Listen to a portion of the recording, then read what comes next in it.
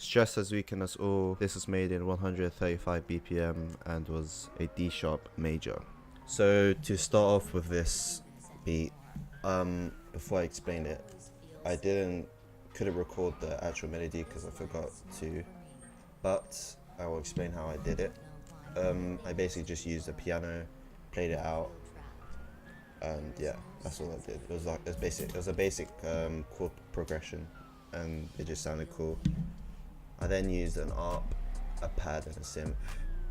An ARP always makes my melodies sound better, so it's always a simple melody for me.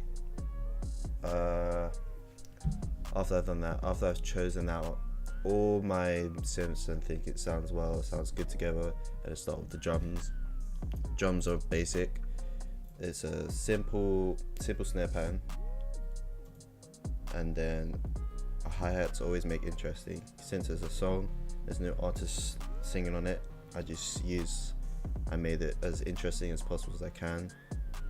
The kicks are also basic pattern. It's just I put a kick before the snare just to make it more bouncy, and maybe add like some 2-steps in there. I then copy the kick pattern onto the 808 and use the bass line of the melody and implement it into my 808 to make it more tuned in with the melody and the drum pattern. After I've done the kick, the snare, the hi-hat, the clap, the 808, I then use the perks. The perk I used was a Morse perk, which is like a echoey Ray perk. Sounds cool for the beat. I then used another basic perk that's just like a little like bonk, a shaker, and then I used the open hat. After that, I mixed it all. For the mixing, the synth was the ARP. I think it was a synth. That was the ARP. I EQ'd it. I was gonna put a reverb on it, but it didn't sound that good, so I just left it as that.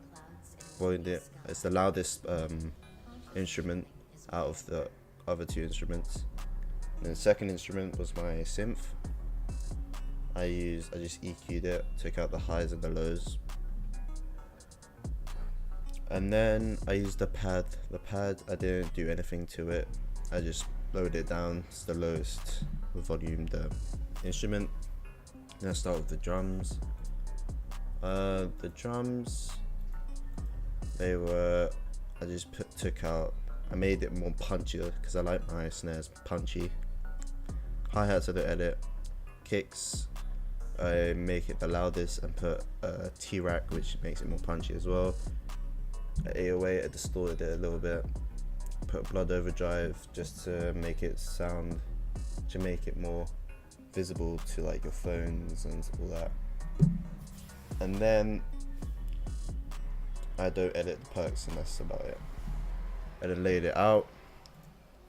Then for the second part of the song, which is the uplifting part, I use another synth